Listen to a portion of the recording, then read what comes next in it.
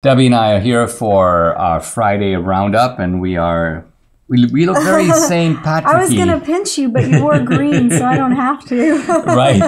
No, exactly. And the other thing I want to point out is that Debbie went to the hairdresser yesterday and walked in, and I had to do like a bit of a double take because, well, you didn't go blonde, but you went blonde highlights. So I had a little bit of highlights going, and she asked me if I wanted to up the ante, and I said sure. But I went from like a 2 to like a 10. So very highlighty. And then, of course, just getting ready for our beach vacation. And so I want to now I want to go get a spray tan, but maybe I should hold off on the spray tan, just not to look too, You mean the contrast with the tan and with the blonde? It'll remind me of the old days when I used to put sun in my hair when I was in high school. Oh. And fry out in the sun with the foil and the oil. I'm sure that all of the ladies that were 80s teenagers will totally know what I'm talking about. Well, Debbie used to tell me she used to lie out on the foam. No, it was on foil with baby oil. And just fry, because the foil would kind of get the sunlight to just really penetrate. So Debbie has an aunt who's a dermatologist who finally said, "What are you doing? Stop this right away, because you're gonna regret this as you get older." Yeah. Unfortunately, and you did. She did save my skin, yes, because I wore sunblock. Debbie showed me this article on the Red Cross, and it's a little disturbing. It's the Red Cross has guides for U.S.-bound migrants that have maps of the border, resources along the journey, lists of things to do when you encounter dangers along the highway. And it even goes to the extent of telling people bring your contraceptives with you. In necessary cases, Red Cross clinics and medical brigades will give them to you for free.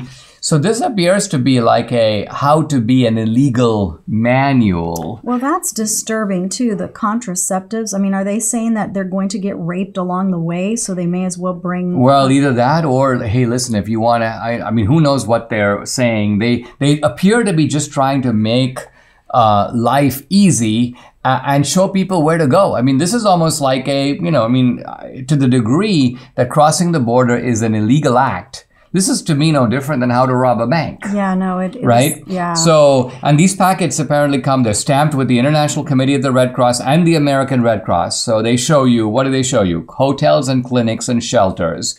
They have clearly defined lines that take you to various parts of El Paso, Texas, Nogales, Arizona. I lived close to Nogales, McAllen, Texas.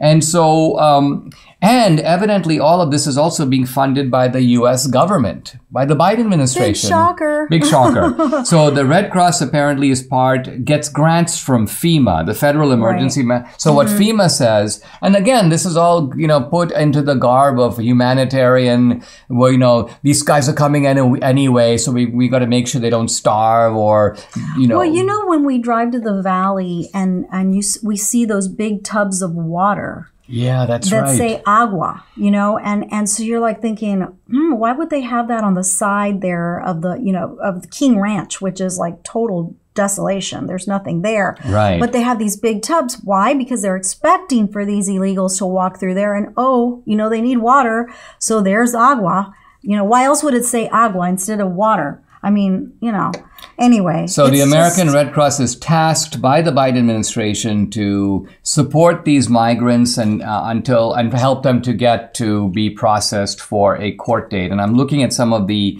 images of these maps, which are very detailed. I mean, look at all the stuff that they show you, all the stopovers that you can do.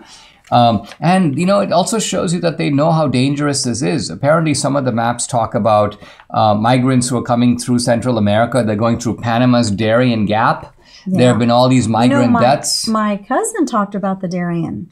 He said that a lot of Venezuelans have died crossing the Darien.